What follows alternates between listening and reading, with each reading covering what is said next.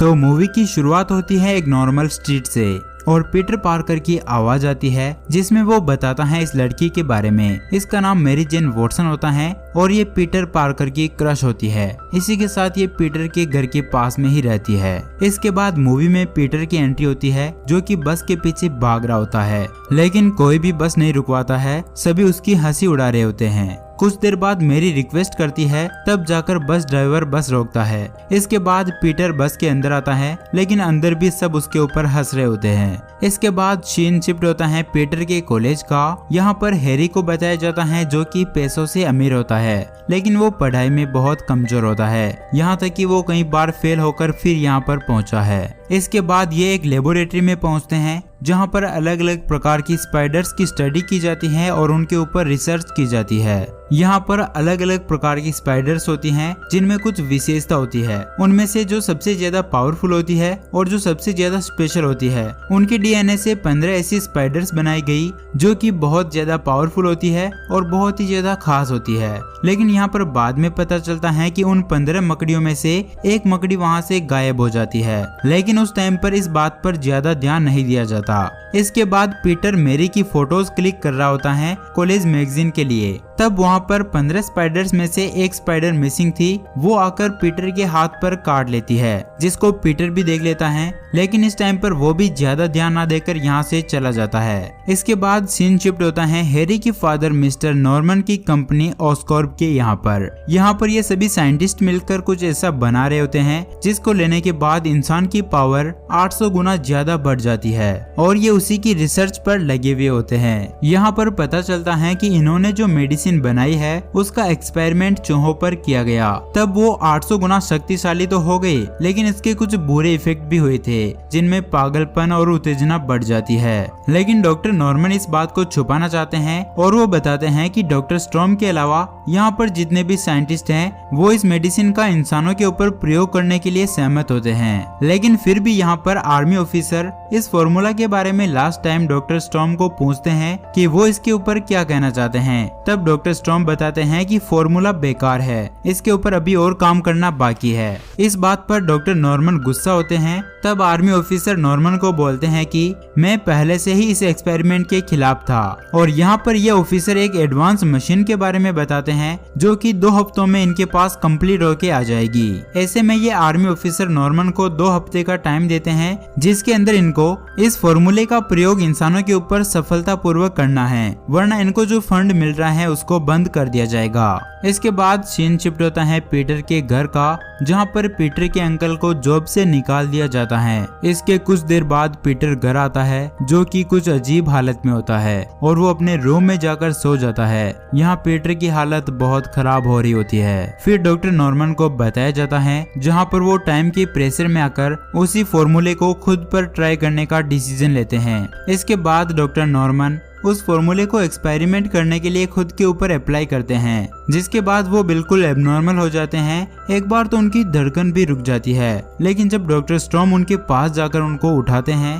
और कुछ देर कोशिश करते हैं, तब जाकर उनकी धड़कन एक बार फिर से शुरू होती है। लेकिन अब डॉक्टर नॉर्मन शारीरिक तौर पर बहुत ज्यादा पावरफुल और मानसिक तौर से बिल्कुल बदल चुके होते हैं। इसके बाद वो डॉक्टर स्ट्रॉम को धक्का मारकर बहुत दूर तक फेंक देते हैं। तभी अचानक से पीटर को बताया जाता है जो कि नींद से जाग चुका है। वो उठने के बाद चश्मा पहनता है तो उसे पहले कुछ ठीक से दिखाई नहीं देता है, मतलब कि उसकी आंखें बिल्कुल ठीक हो चुकी है और उसे अब चश्मे की जरूरत नहीं है। इसके अलावा पीटर अपने आप को पहले से ज्यादा मजबूत भी महसूस करता है। फिर पीटर अपने घर से निकलता है, तब मैरी भी बाहर निकलती है और उसके फादर उसके ऊपर चिल्ला रहे होते हैं। अक्सर मैरी के पेरेंट्स आपस में झगड़ते रहते हैं। यहाँ कुछ आगे चलकर पीटर मैरी को अपने दिल की बात बताना चाहता है, लेकिन वो कुछ बोल नहीं पाता है। तभी बस निकलती है और पीटर बस के पीछे भागना शुरू कर देता है। हमेशा की तरह बस आज भी रुकती नहीं है और पीटर बस के साथ साथ भागते हुए बस के स्टिकर के ऊपर हाथ लगाता है तो बस के ऊपर लगा हुआ स्टिकर पीटर के हाथ से चिपक जाता है और बिल्कुल फट के नीचे गिर जाता है। यहाँ पर पीटर को थोड़ा सा अजीब लगता है, लेकिन उसको अपनी पावर का एहसास होने लग जाता है, मतलब कि उसके अंदर एक अलग पावर आ चुकी है। इसके बाद सीन शिफ्ट होता है डॉक्टर नॉर्मन के घर का, जहाँ पर वो जमीन पर लेटे होते हैं और हैरी आकर उनको वहाँ पर उठाता है। तभी वहाँ पर डॉक्टर नॉर्मन के कंपनी की वर्कर वहाँ पर आकर उनको बताती है कि डॉक्टर स्टॉर्म अब नहीं रहे। वो बताती है कि प्रयोगशाला में उनकी लाश मिली और किसी ने उनकी हत्या कर दी। इसके साथ ही वो बताती हैं कि इनके द्वारा बनाया गया ग्लाइडर, जिसके जरिए इंसान उड़ सकता है, वो भी इनकी कंपनी से चोरी हो गया है। इसके बाद अचानक से सीन दिखाया जाता है पीटर के कॉलेज के कैंटीन का, जहाँ पर पीटर खाना खा रहा होता है। यहाँ पर पहली बार गलती से पीटर के हाथ से ये स्पाइडर नेट निकलती है, जिसको सबसे छुपाने के लिए पीटर पैनिक हो जाता है, इसलिए वो खाने से भरी हुई प्लेट को गलती से फ्लैश की तरफ फेंक देता है। इसके बाद पीटर तो यहाँ से निकल जाता है, लेकिन फ्लैश उसको मारना चाहता है। फिर इन दोनों में फाइट होती है, जहाँ पर पीटर फ्लैश को मारना नहीं चाहता है, वो सिर्फ अपने आप को बचा रहा होता है। लेकिन फिर गुस्सा आता है और वो फ्लैश को एक मारता है, जिसकी वजह से फ्लैश कहीं दूर जाके गिरता है, जिसकी वजह से सभी लोग पीटर से बहुत ही ज्यादा इम्प्रेस हो जाते हैं। इसके बाद पीटर यहाँ से चला जाता है और सब समझ जाता है कि उसे ये सुपर पावर उस स्पाइडर के काटने से मिली है।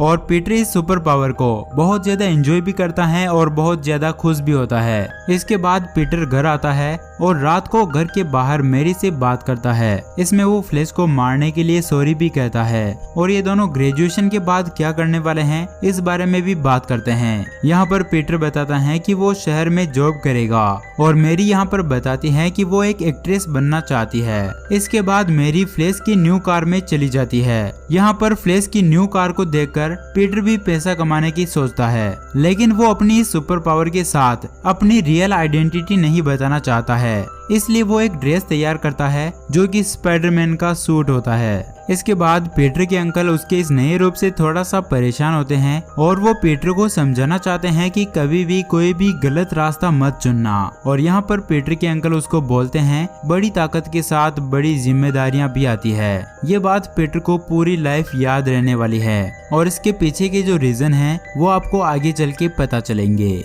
इसके बाद पीटर एक बॉक्सिंग फाइट में जाता है, जहां अगर वो 3 मिनट तक फाइट करेगा तो उसको $30,000 मिल सकते हैं और पीटर फाइट के लिए अपना नाम दे देता है। इसके बाद पीटर फाइट के लिए आता है और यहाँ पर वो अपना नाम स्पाइडरमैन बताता है और यहीं से लोग उसको स्पाइडरमैन के नाम से जानना शुरू करेंगे।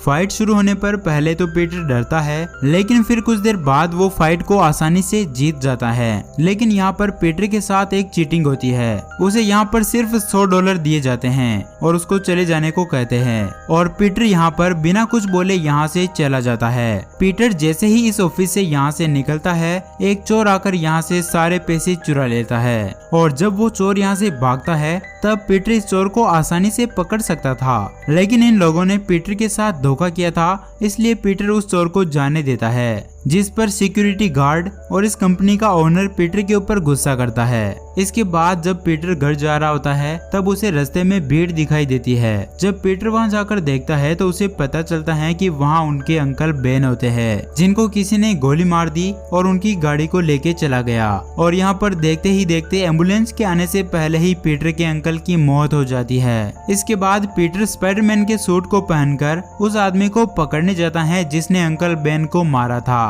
पीटर जब उस चोर के पीछे जाता है तो चोर के पास एक गन होती है, जिसकी वजह से पीटर उसको पहले तो आसानी से नहीं पकड़ पाता है, लेकिन फिर आखिरकार उसकी कार कहीं पर टकरा जाती है, जिसके बाद पीटर उसको पकड़ लेता है। यहाँ पर पीटर को पता चलता है कि ये वही चोर है जिसको पीटर ने चोरी करके भागने दिया था। इसके बाद यहाँ पर पीटर और इस चोर के बीच थोड़ी सी बहस होती है, जिसके बाद गलती से चोर का पैर फिसल जाता है और वो यहाँ खिड़की से नीचे गिर जाता है, जिसकी वजह से उसकी मौत हो जाती है। तभी यहाँ पर कुछ देर बाद पुलिस भी आ जाती है, लेकिन पीटर पुलिस को चकमा देकर यहाँ से भाग जाता है। इसके बाद सीन शिफ्ट होता है आर्मी ऑफिसर पर, जहाँ पर ये उस मशीन का टेस्ट कर रहे होते हैं जिसके बारे में ऑसबोर्न कंपनी के अंदर ऑफिसर ने जिक्र किया था, और इसी मशीन के आने तक ऑफिसर ने डॉक्टर नॉर्मन को टाइम दिया था। यहाँ पर ये लोग इस मशीन की टेस्टिंग कर रहे होते हैं, लेकिन ये टेस्टिंग पूरी कर पाते उससे पहले ही वहाँ पर ग्रीन गॉब्लिन पहुँच जाता है और वो इस मशीन को और यहाँ पर सभी लोगों को मार देता है, यहाँ तक कि ऑफिसर को भी यहाँ पर वो खत्म कर देता है। दूसरी तरफ पीटर की ग्रेजुएशन कंप्लीट हो जाती है। यहाँ पर पीटर और उसकी आंटी बहुत खुश होते हैं। यहाँ पर हैरी पीटर को बोलता है कि उसके फादर ने न्यूयॉर्क के अंदर एक और नया घर लिया है, तो छुट्टियों में हम लोग वहीं पर चलने वाले हैं। तभी यहाँ पर हैरी के फादर डॉक्टर नॉर्मन पीटर के अंकल की मौत का दुख जताते हैं और सांत्वना देते हैं। यहाँ पर पीटर की क्रश यानी कि मेरी जेन भी इसी दिन उसके बीएफ से ब्रेकअप कर लेती है और ये बात हैरी जान जाता है कि मेरी जेन ने उसके बीएफ से ब्रेकअप कर लिया है। इसके बाद पीटर घर आता है और अपने अंकल को मिस करके बहुत दुखी हो। दोस्तों, मैंने इस मूवी को 2 पार्ट के अंदर डिवाइड किया है, तो ये इस मूवी का पहला पार्ट था और इसके आगे की स्टोरी देखने के लिए दूसरे पार्ट को देखें। उसका लिंक आपको नीचे डिस्क्रिप्शन में मिल जाएगा या फिर यहाँ पे एंड स्क्रीन पर वो वीडियो आ रही होगी, तो यहाँ पे क्लिक करके आप लोग इसके आगे की स्टोरी देख सकते हो।